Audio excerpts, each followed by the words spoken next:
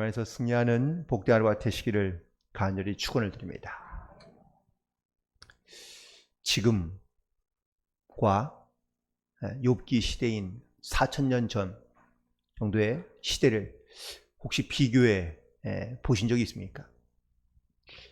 우리가 4000년 전 이전의 시대를 우리가 상상하기 좀 어려운 것처럼, 물론 뭐 어떻게 살았을 것이다, 또 뭐 어떤 일이 있었을 것이다, 우리가 뭐 예측하거나 아니면 짐작은 좀 할 수 있지만, 사실 그들이 어떻게 살았으며 또한 어떠한 지혜와 지식을 가지고 있었을지 사실 우리는 짐작하기가 쉽지 않습니다. 하물며 4000년 전에 있었던 사람들이 과연 지금의 우리가 살고 있는 이 시대를 과연 상상이나 아니면 생각할 수 있었을까요? 솔직히 말하면 뭐 지금 한 50년 전에 한국의 모습을 보고 혹은 또 지금의 한국의 모습을 보인다면 과연 믿을 만한 사람들이 얼마나 있을까? 이렇게 달라지고 이렇게 변했는데 말입니다. 또한 앞으로 우리가 한 30년, 50년 후에 있는 우리의 모습들을 혹시라도 우리가 상상해 본다면 뭐 짐작은 가능하겠지만 어떻게 변해 있을지 과연 우리가 상상이 될까요? 쉽지 않습니다. 지금은 과학이 발달해서 4000년 전에 있던 모든 어떤 이해할 수 없는 것들이 지금은 과학적으로 증명이 되거나 아니면 또 우리가 많은 것들을 깨닫고 살아가고 있는 것이 현실입니다. 하지만 여전히 우리가 살아가는 지금에 있는 발달한 시대에도 불구하고 우리는 세상에서 참으로 이해할 수 없는 일들이 무척이나 많습니다. 뭐 아무리 과학이 발달해도 지금 우주가 어떻게 생겼는지 또 어떻게 돌아가고 있는지, 심지어 우리가 살고 있는 이 지구에도 바닷속에 있는 생물의 개체수가 얼마가 되는지, 또 어떤 짐승들이 있는지 사실 모르는 것들도 여전히 많이 있다고 합니다. 인간이 알 수 있는 영역도 있지만 사실 인간이 전혀 알 수 없는 영역, 이해할 수 없는 영역들이 여전히 세상 가운데 많이 남아있다라는 이야기죠. 그런 걸 본다면 인간은 참 대단한 것 같기도 하지만 또 어떻게 보면 인간은 참 여전히 아직도 미약하거나 아니면 또 부족한 존재라는 것을 너무나 많이 깨닫게 됩니다. 하나님 또한 심지어 오늘 본문에 있는 말씀에 이 엘리후는 바로 이 자연에 대한 이야기로 하나님의 살아계신 것을 증거하고 있는 것을 볼 수 있는데, 오늘 본문 37장은 32장부터 시작된 엘리후의 변론 중에 마지막 부분이기도 합니다. 이 엘리후의 변론은 크게 4가지의 변론으로 등장하고 있는데, 첫 번째는 32장에서 33장에 이야기하고 있는 그의 변론은 바로 하나님께 자기의 죄를 고백하면 하나님께서 회복시켜 주신다 라는 것을 먼저 강조하며 말하고 있고요. 두 번째 변론인 34장은 하나님은 심판하시는 분인데 의로운 분이기 때문에 불의한 심판을 하지 않으시고 하나님에게는 실수나 사사로운 오해도 없다고 강조하고 있습니다. 또 35장에서는 의롭게 살지도 않으면서 의롭게 사는 것이 의미 없다는 말을 하지 말라며 욥을 책망하고 있고요. 마지막 4번째는 36장과 37장에 있는 말씀인데, 하나님께서는 바로 우리의 환난을 통하여 회복시켜 주시며 그리고 자기의 죄를 인정하며 나올 때 하나님께서 반드시 용서해 주신다라고 이렇게 강조하고 있는 것을 보게 됩니다. 특별히 이 하나님에 대하여 이 엘리후가 설명하고 있는 방법은 이전에 있던 혹은 또 이전의 친구들, 욥의 친구들이 말했던 부분과는 매우 다른 부분으로 이 욥에게 말하고 있는데, 그것은 바로 자연 현상을 통하여 하나님이 계시다는 것을, 그래서 하나님을 경외하는 것이 무엇인지를 말하고 있는 겁니다. 오늘 우리가 본문에서 알 수 있지만 먼저 1절부터 13절까지에 있는 말씀 가운데 보면 하나님은 자연현상 속에서 어떻게 나타나고 계신지를 말하고 있습니다. 혹시 여러분들 천둥이 어떻게 치는지 다들 알고 계십니까? 네. 구름에도 우리가 살아가는 사실 이 세상에도 전기의 극이 마치 플러스와 마이너스의 극이 있듯이 이 구름에도 역시 플러스와 마이너스의 극이 있다고 합니다. 그런데 여기서 서로 다른 구름과 혹은 또 습기들과 부딪히게 되면서 결국은 전기가 부딪힐 때 천둥 소리가 나게 되고 그 빛이 나타나게 되는 것을 바로 번개라고 말하고 있는데, 그런데 번개가 치는 과정은 이제 우리가 과학적으로는 어느 정도 설명이 되었지만, 그런데 이 번개가 어떻게 어느 방향으로 갈 건지, 그리고 전등을 치는 이유가 무엇인지, 그 목적이 무엇인지를 아는 사람은 아무도 없습니다. 그냥 현상만 우리가 알게 되고 또한 그것을 설명할 수 있을 뿐입니다. 우리의 선조들은요, 이런 현상들을 볼 때마다 나타나는 어떠한 이 땅 가운데 나타나는 결과들을 이렇게 표현하기도 하는데, 바로 천둥이 많이 치면 풍년이 된다라는 그러한 속담도 있다고 합니다. 과학적으로 과연 어떻게 설명할 수 있을지는 모르겠습니다. 하지만 우린 때로는 정말 우리는 어떠한 자연현상 가운데 이해할 수 없는 일들도 우리는 경험하게 되면서, 하지만 그것이 어떠한 하나님의 뜻을 갖고 있는지 그 자연의 섭리의 목적과 이유를 많은 사람들은 잘 이해하지 못하며 살아가는 경우들이 많습니다. 하지만 그것이 일어날 때마다 내 삶에 어떠한 변화들이 일어나고 있는지를 우리는 조금씩은 알고 있다는 사실이죠. 마치 동물들은 자연적인 현상과 혹은 또 큰 재해가 일어나기 직전에 그걸 알 수 있는 그런 예감하는 능력이 있다고 합니다. 그런데 사람은요, 사람만 이런 능력이 없다는 겁니다.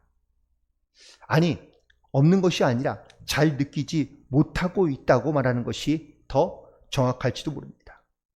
하나님은 이런 자연현상을 통하여 당신의 뜻이 무엇인지, 또한 방향이 무엇인지, 목적이 무엇인지를 사실 우리에게 알려주시지도 않고 또한 깨닫게 하시지도 못하고 있습니다. 아니, 하나님께서 우리가 그 모든 자연의 현상을 만약에 다 알게 된다면 아마 사람은 더욱더 교만해지지 않을까. 하나님은 이런 자연현상을 통하여 우리가 인간은 받아들일 수 없고 이해할 수 없는 일들이 너무나 많음에도 불구하고 우리는 그 자연현상 속에서 우리는 하나님의 위대함을 우리는 고백하기도 하고, 또한 하나님의 뜻 가운데 우리가 어떻게 살아가야 될지를 우리는 반드시 결단하며 나아가야 될 텐데, 결국 이 엘리후의 말을 결론 짓는 아주 매우 의미심장한 질문들이 있는데, 바로 15절부터 17절까지에 있는 말씀에서 이 엘리후는 욥에게 세 가지를 묻습니다.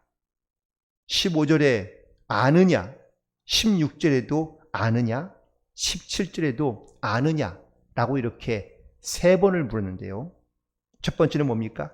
번개에 번쩍거리게 하시는 것을 그대가 아느냐 라고 묻고 있고, 두 번째는 겹겹이 쌓인 구름과 또한 그의 경이로움을 아느냐 라고 물으며, 또한 고요할 때 남풍으로 말미암아 따뜻하게 되는 것을, 그 까닭을 아느냐 라고 묻고 있습니다. 자연적으로 일어나는 모든 현상을 과연 우리가 어떻게 알고 있을까요? 또한 욥의 시대였던 4,000년 전에는 과연 이런 자연적인 현상들에 대하여 사람들이 과연 얼마나, 그리고 어떻게 알고 있으며 말하고 있었을까요? 지금도 만약에 우리에게 이런 질문을 한다면 사실 이 질문에 대답할 수 있는 사람이 과연 얼마나 있을까요? 지금도 우리 살아가면서 수도 없이 많은 이해할 수 없는 질문들을 우리는 마주할 때가 많습니다. 욥도 이 질문에 아무런 대답을 하지 못합니다. 사람이 하나님의 이 자연의 비밀을 알지 못하기 때문에 그냥 자연적으로 일어나는 모든 현상들을 우리가 눈으로 보거나 아니면 귀로 들을 수는 있지만 그것이 왜 일어나는지 그리고 또한 어떻게 되는 것인지 우리는 전혀 그 방향과 목적과 이유를 알지 못합니다. 자연의 신비 속에서 우리는 전혀 알지 못하는 일들, 이해할 수 없는 일들 투성이인데 내 인생에서 일어나는 모든 일들을 과연 사람이 어떻게 알 수 있을까? 나에게 일어나는 수많은 이해할 수 없는 일들이 있습니다. 개인이든 가정이든 아니면 어떤 공동체든 그 모든 일들을 논리적으로 설명하려고 애를 씁니다. 또 많이 아는 것처럼 이야기하기도 합니다. 하지만 실제로 우리는 그 일이 일어나는 그런 현상과 그리고 모습은 알 수 있지만 그것이 어떠한 목적으로 어떠한 뜻 가운데 일어나는 일인지를 아는 사람은 거의 없습니다. 그래서 우리가 하나님을 경외하며 또한 우리가 하나님 앞에 의지하는 삶을 살아가는 이유가 바로 여기에 있다는 겁니다. 많은 사람들이 하나님을 알고 싶어 성경을 배웁니다. 그리고 하나님의 뜻을 알고 싶어 기도합니다. 그러나 하나님께서 우리에게 알려주신 것 외에는 우리가 하나님을 더 깊이 있게 알 수 있기가 어렵습니다. 많은 사람들이 그 하나님의 깊은 것을 알기 위하여 더 신비한 영역에 도전하다가 또한 그것을 알기 위해 노력하다가 스스로 자기의 생각과 혹은 또 자기의 철학 가운데 빠지게 되는 경우들이 많이 있습니다. 또 어떤 사람들은 반대로 깊이 있게 알려고 노력하다가 자기가 이해할 수 없는 범주를 만나게 되면 그러면은 신앙을 포기하거나 그리고 하나님이 없다고 단정해버리는 사람들도 많이 있습니다. 많이 배웠건 많이 배우지 못했건 우리가 하나님을 이해할 수 있는 영역은 사실 제한되어 있습니다. 그런데 이해할 수 없는 것들을 만날 때마다 또한 이해할 수 없는 일들을 우리가 경험할 때마다 우리는 하나님을 더욱더 경외하며 하나님을 두려워하며 하나님을 의지함으로 살아가는 것이 아니라 오히려 반대로 자기의 이성과 자기의 생각과 자기의 지식의 범주 안에 머물러 있으려 한다라는 사실입니다. 엘리후가 욥에게 책망하고 있는 이유가 바로 이런 이유입니다.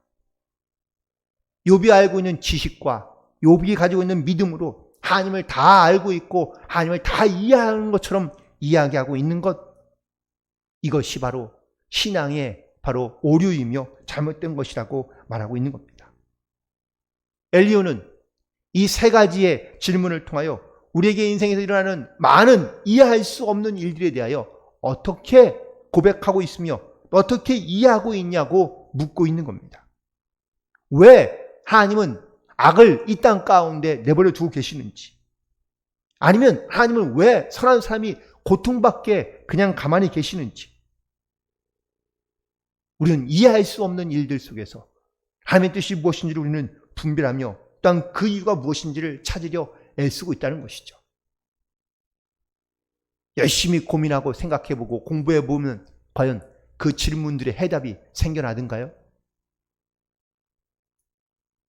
그래서 오늘 본문에 있는 말씀의 마지막 절에 보니까 엘리후는 이렇게 결론 짓고 있습니다.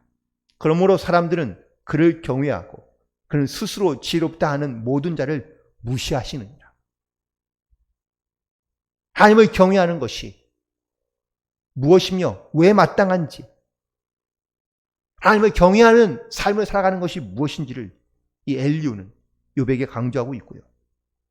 또 스스로 자기를 지혜롭다 하는 삶을 하나님께서 무시하신다라고 말씀하고 있는데, 바로 하나님을 경외하지 않는 사람들의 특징이 하나님을 무시하거나 스스로 교만하여 자기가 지혜롭다고 여기고 있다라는 사실입니다.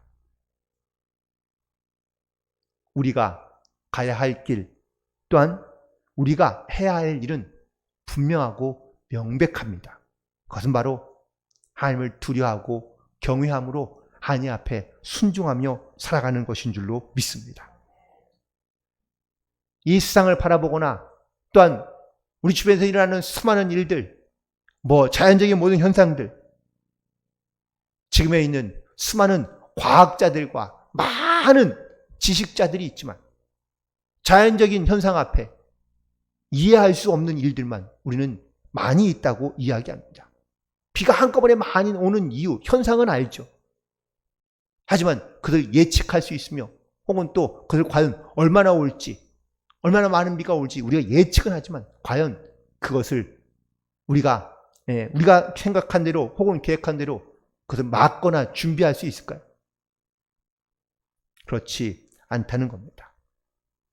또한 이해되지 않는 일들이 있는다 해서 과연 하나님께서 우리를 떠나시거나 아니면 하나님이 존재하지 않는 것이라고 과연 말할 수 있을까?